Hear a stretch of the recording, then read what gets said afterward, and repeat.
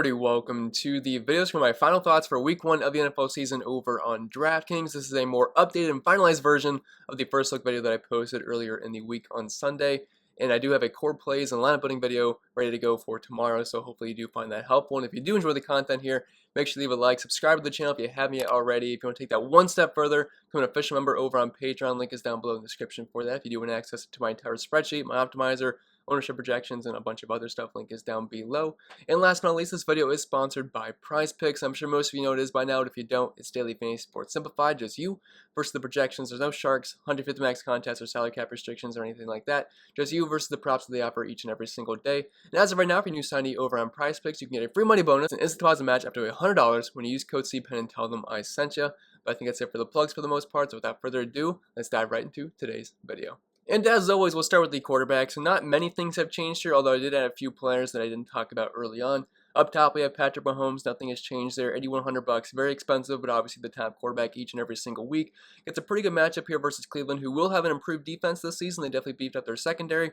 But you got to keep in mind, it takes a while for defenses to gel, and a week 1 matchup on the road in Arrowhead is about as the toughest matchup as you can ask for their first week together. So I'm a big Browns fan, but I'm going to have to say good luck to the defense because I don't really think it's going to be that great of a game for them. You got to be able to stop Mahomes, Tyreek Hill, and Travis Kelce, and that's something no defense can really accomplish. So I'm definitely liking Mahomes as more of a tournament option. Don't really want to pay top dollar for a guy like Mahomes in cash games this weekend, but as far as tournaments goes, obviously the ceiling is very high for him. Also want to mention that Prize Picks is running a promo this weekend for where Patrick Mahomes only has to get over 0.5 passing yards, so it's basically free money. So make sure you guys take advantage of that this week. And this game also features a 54-point over-under, which is the highest on the entire slate.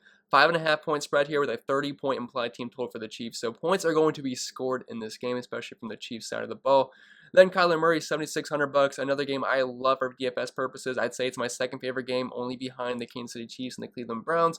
But there's a lot of good fantasy options here. Kyler Murray, DeAndre Hopkins, Derrick Henry, A.J. Brown, Julio Jones, even Christian Kirk, Rondale Moore, Chase Edmonds, the list goes on. This is a very, very loaded game. Kyler Murray might even be a safer option than Patrick Mahomes here, considering he has rushing upside, which is always a cheat code for DFS purposes.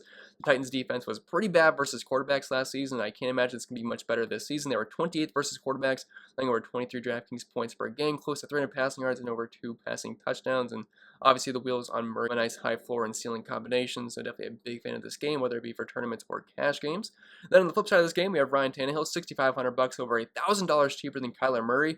And I realize Tannehill is not the most exciting quarterback out there. This is a run-first football team, but he has 2 elite weapons outside, and Julio Jones, even though he is aging, then a young stud in A.J. Brown. I think both are going to absolutely eat up this Arizona secondary this weekend. We have a 27.5 implied team total. Yes, Derrick Henry can always just do most of the damage here, but Ryan Tannehill's a guy here and there can have some really explosive DFS performances, and while he doesn't throw the ball too much, only 30 pass attempts per game, he's pretty efficient with that, with close to 8 yards per attempt. This game should also be pretty high pace, as both the Titans and the Cardinals played at very fast paces last season. 27.5 implied team total here. I think Tannehill is a very solid option in tournaments. And dropping out Jalen Hurts here, I think is a fine cash game quarterback this week, not because of what he can do through the air. This is a great matchup through the air, though. Atlanta was dead last versus quarterbacks last season, allowing over 300 passing yards per game and 26.1 DraftKings points per game to the position. But he can do a lot of damage on the ground, which I always love rushing quarterbacks. He's kind of like the great value brand version of Kyler Murray. I said that in the first look video, but it's true. Like, he does not have the passing upside that Kyler Murray has, but he can do a lot of damage on the ground, whether it be rushing touchdowns or he ran over for 100 rushing yards in the one game last season.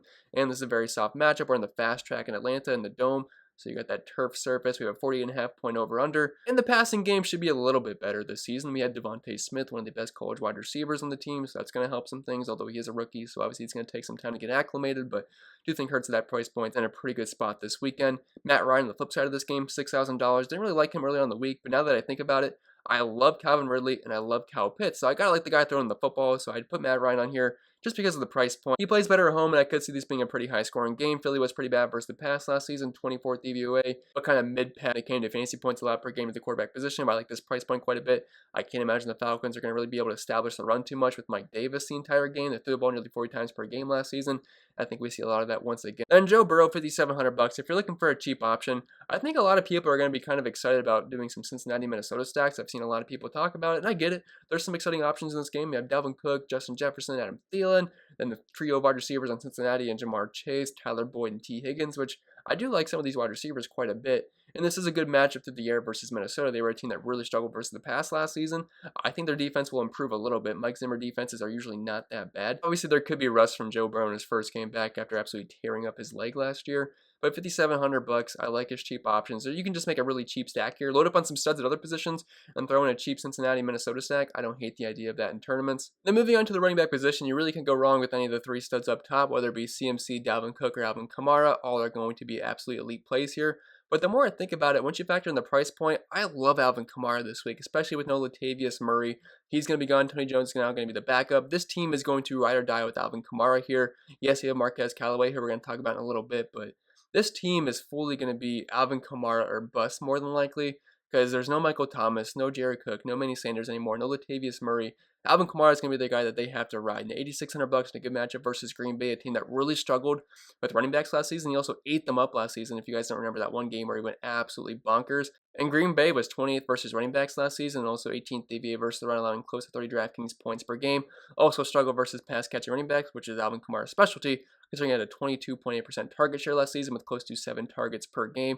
You're getting RB1 and wide receiver 2 numbers from Alvin Kamara most weeks here, and I definitely think they're going to rely on him heavily in this game. We also have a 49-point over-under with only a 3.5 point spread. So I think Kamara might be one of the best, if not the best play in the entire slate this weekend. Then obviously the two up top, CMC, Dalvin Cook, you can't go wrong with. CMC is a very safe cash game play because he is Mr. Volume. You get RB1 and like wide receiver 1/2 numbers out of him each and every single week, it feels like. Over 25 touches per game most weeks, close to 20 rushing attempts, and over 6 targets like we saw last season. The only thing holding you back is really the price point, but there's really no safer play than Christian McCaffrey each and every single week. Sam Darnold should be able to find him ways to get him the football. Then Dalvin Cook just gets a good matchup versus Cincinnati. They really struggled versus running backs last season. They're 25 implied team total. You know he's going to get pretty much all the work on the ground. He's going to get a handful of targets, not quite on Alvin Kamara or Christian McCaffrey's levels, which I think makes him more of a tournament option compared to the other two, but he should have lower ownership, but you really can't go wrong with either of these three.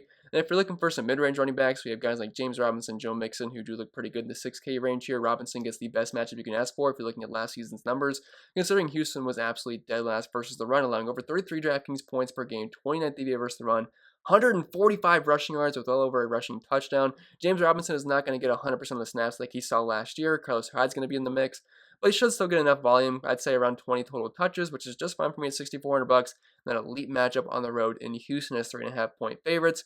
Joe Mixon, you don't have a good history with Joe Mixon. I'm sure you guys don't either, but it's mainly just a price play here. Minnesota was not a good defense last year. I talked about that with Joe Burrow, but last year versus the run, the Vikings really struggled. They were 27th versus running backs in terms of fantasy points allowed per game, and also 30th DVA versus the run. Like I said, I don't think this defense is going to be quite as bad as it was last season. When you mix in Joe Mixon's potential volume at that price point, kind of hard not to like him in any format. I think you can play him in cash games or tournaments here.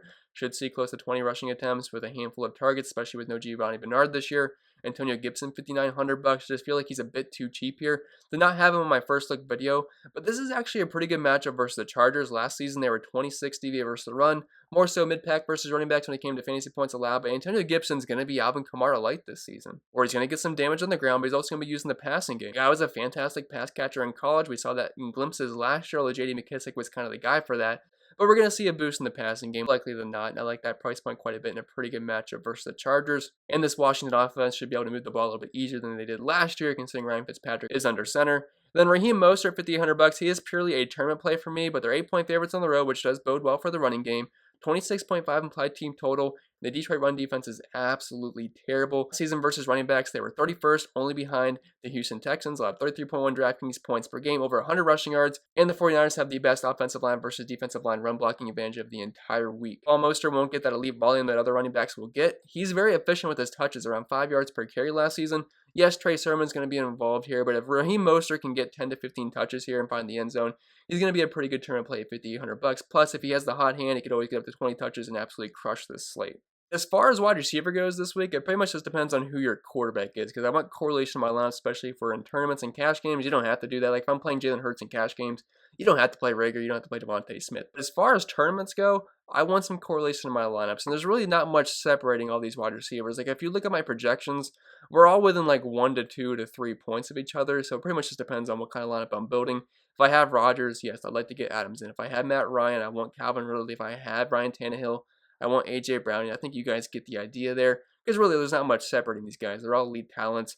Devontae Adams over 10 targets per game last year. Tyreek Hill is the best quarterback in football throwing the ball, and we know he's a burner. He can do pretty much anything on the football field. Calvin Ridley without Julio Jones is going to be a target monster. He's also going to be an absolute beast, over a 40% market share of the team's air yards last season. Now by him surging roughly 4 to 5 more DraftKings points per game without Julio Jones on the field, he's completely gone. I would expect around 100 receiving yards and close to a touchdown per game out of him this year. I think he's going to be an absolute beast. Could compete with the overall wide receiver 1 this season. Hopkins with Kyler Murray in a great matchup in what should be an elite game environment with a 52-point over-under and a tight spread here. I think both teams can absolutely pop off in what should be a pretty high-paced game. Stephon Diggs is not going to get a good matchup whatsoever versus Pittsburgh. They were the #1 team versus the pass last season, and they allowed the 9th fewest points per game to the wide receiver position.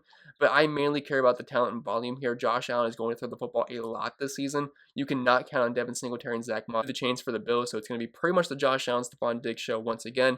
Had double-digit targets per game last year, close to a 30% target share, and did not have a one game in single-digit fantasy point territory or double digits, which I think he's the only wide receiver that played the full 16 games last season that can say that. Close to 100 receiving yards per game as well, so I don't really care about the matchup too much, just mainly betting on the volume. A.J. Brown, I love that price point a lot, and there's no one in the Arizona secondary that can guard him or Julio. And people might flock to Julio just because he's the bigger name. But A.J. Brown's going to be the alpha dog on this team, and he was an absolute beast last season. I know this is a run-first football team, but I think the Titans attack the secondary often. And now that they have to worry about Julio Jones on the opposite side of the ball, it should be able to get some softer coverage for A.J. Brown throughout the season. So I'm definitely a big fan of him at this price point. I think he's one of the absolute best tournament plays on the entire slate. Dropping down to the mid-range and cheap wide receivers, we have Robbie Anderson and Brandon Ayuk here at $5,700 a piece. Anderson, he's just going to be a safe overall option for Sam Darnold this season. He gets a good matchup versus his former team in the New York Jets, as they were 20th DVA versus the pass and 20th versus wide receivers, line close to 175 receiving yards per game. I think this passing attack should be pretty solid this year. I don't think Sam Darnold's going to be terrible. You have Terrace Marshall, DJ Moore, and Robbie Anderson, a pretty good trio there. You obviously have CMC out of the backfield. I don't even hate some Sam Darnold stacks with maybe even Dan Arnold, the tight end, who I'm not going to talk about, but I actually think the Panthers are in a pretty good spot overall. I know it's not the prettiest team to stack here, but at their price points, I don't hate pairing them with some expensive studs on this week's slate. Brandon Ayuk, $5,700 on a run-first team that are 8-point favorites doesn't really bode a ceiling game out of Ayuk, but if they do put up a lot of points, Ayuk could be a big part of that. Detroit was terrible over last season, whether it be versus the run versus the pass, as they were dead last. 32nd DVA versus the pass last season, allowing the 3rd most points per game to wide receivers with over 200 receiving yards per game. Don't really expect Jimmy Garoppolo to put up like 300, 400 yards here. I don't think we're going to see a monster ceiling game out of Ayuk, but it's hard to find a better matchup here versus the Detroit secondary. And Ayuk, coming into his second year, I think is going to be an absolute stud, maybe similar to CeeDee Lamb. Probably not quite the numbers because this is not the passing attack that the Cowboys have. Talent-wise, I think Ayuk is an absolute monster. T. Higgins at $4,700. If I had to pick any Cincinnati Bengals wide receiver, whether it be him, Jamar Chase, or Tyler Boyd, I think T. Higgins is my favorite option here. I also like the price point of him the best. He's going to be a down-the-field threat. Obviously, Jamar Chase will be as well, although I think the first few games or first few weeks for Jamar Chase, I think he's going to be worked in a little bit. I don't think we're going to see him really pop off just quite yet. I think that's going to be more of the middle of the season kind of thing. Could be wrong, but he did struggle in the preseason. But T. Higgins, close to a 20% target share last year, over 6.5 targets per game, had an 8 out of 11.7. And this is a good matchup as a wide receiver versus the Vikings. As I said, I kind of don't mind stacking this game with a guy like Joe Burrow, maybe running back with Dalvin Cook if you think the Vikings are going to be playing with the lead the entire game. But they were the 5th worst team versus wide receivers last season, allowing 42 DraftKings points per game and 1.5 receiving touchdowns. So I think at that price point, T. Higgins, while he's probably going to be pretty popular, is definitely a very solid option. Michael Pittman, $4,100 without T.Y. Hilton in the lineup. Seattle was a very bad team versus wide receivers last season. They allowed the 4th most points per game and over 205 receiving yards, kind of similar numbers to what Detroit had versus the wide receiver positions. I think Pittman being the wide receiver 1 here, Carson Wentz is going to be under center week 1. Don't hate Pittman at that price point. Should see a decent amount of volume, which is all we can ask for cheap wide receivers. Then down low, we have the 2 chalky options, Marvin Jones and Marquez Callaway.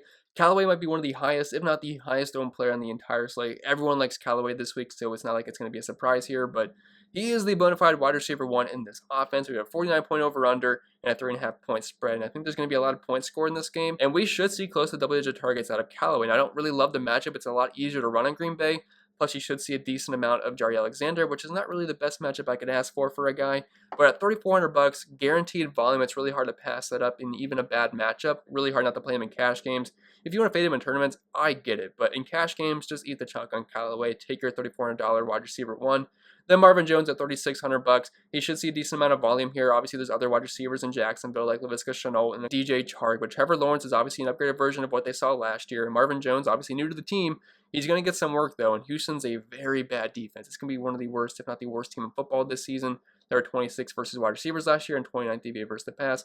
Marvin Jones should get a handful of targets, and if he can turn one of those into a touchdown, he's going to be one of the best value plays at wide receiver on the slate. I think he's fine in cash games and tournaments. His ownership is going to be a little bit high. You want to get away from that for another potential cheap option that has a similar upside. I totally get it, but I think Marvin Jones is definitely going to be a very solid option at $3,600. Moving on to the tight end position is the same old story of it's Travis Kelce and pretty much everybody else. He is by far and away my highest projected tight end fantasy points wise in the entire slate, but the same can't be said for ownership. I actually have Kyle Pitts projected to be the highest owned tight end in the entire slate. I think everyone's gonna kind of be enamored with the rookie tight end, absolute beast out of college. Gonna be lined up as wide receiver, tight end, you name it, all over the field. The guy's an absolute freak. He's also pretty cheap. He's gonna be one of the top options for Matt Ryan this season. It's a good matchup versus Philly. Hard not to like Kyle Pitts here. If you're playing cash games, I'm just going to play Kyle Pitts and move on. I'm going to go the double tight end route with Kyle Pitts and Travis Kelce because Travis Kelce is not your prototypical tight end. He's basically a wide receiver one that gets classified as a tight end. So if you want to throw him in your flex spot, I don't hate that idea just because it's Travis Kelce. I mean, a lot of wide receiver ones wish they had Travis Kelce kind of numbers. Close to 100 receiving yards per game, 7 catches, close to 10 targets, close to a touchdown per game, and over a 25% target share. Patrick Mahomes' most trusted option, and he gets a good matchup versus Cleveland. They're going to have an improved defense this year, an improved secondary. They just drafted a rookie corner in the first round who's going to be pretty good. But the middle of the field, the linebacker group is going to be their one weak spot, and Travis Kelce is going to eat them alive. Has the biggest tight end versus safety or linebacker advantage matchup of the entire week. So sign me up for Kelce, man. If I can get a lot of exposure to Kelce in tournaments, if he's going to go under-owned just because of the price point, you could sign me up for him all day. Would like to be overweight on the field.